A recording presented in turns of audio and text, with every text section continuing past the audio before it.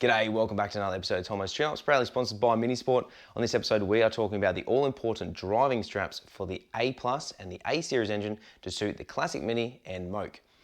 Now, the driving straps are an important part of the flywheel and clutch assembly.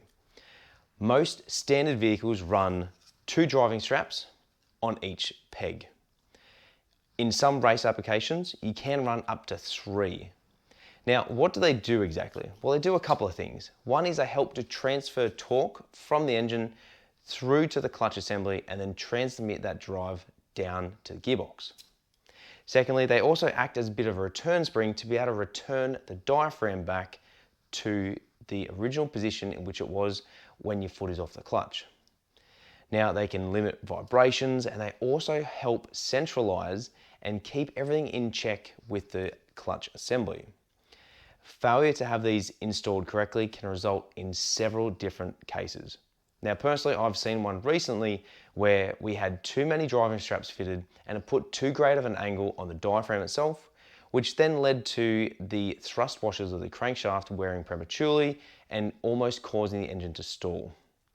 Every time you go to put your foot in the clutch, you are physically trying to push the crankshaft out of the block. The thrust washers between the block and the crankshaft help to eliminate that.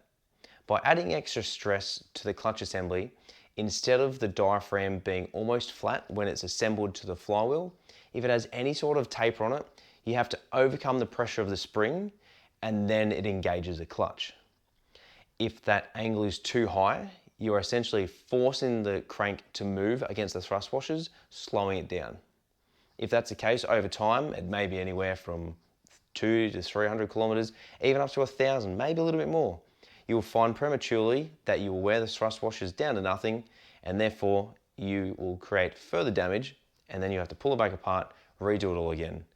Now, the thrust washers were only going to be a temporary fix and might even be called a band-aid fix. However, finding the root cause of a problem is always the best course of action. So having these fitted to your car is a necessity.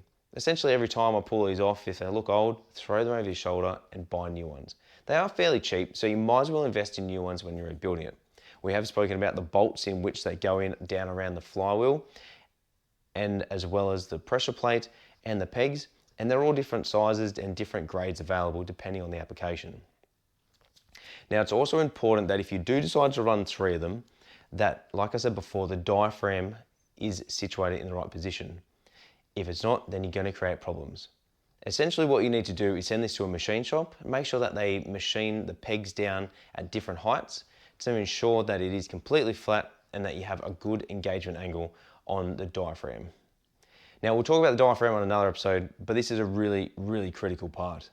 It's easy enough to slap it all back together and hope for the best, but in this case, you want to make sure that you do get it right. These straps also help centralize the entire clutch assembly.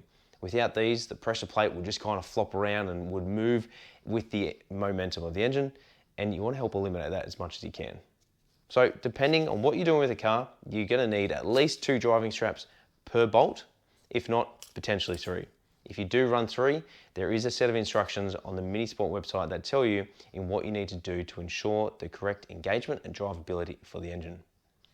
This is a really easily overlooked thing and should be considered when you're doing any sort of clutch or engine repairs to your A Series or A Plus.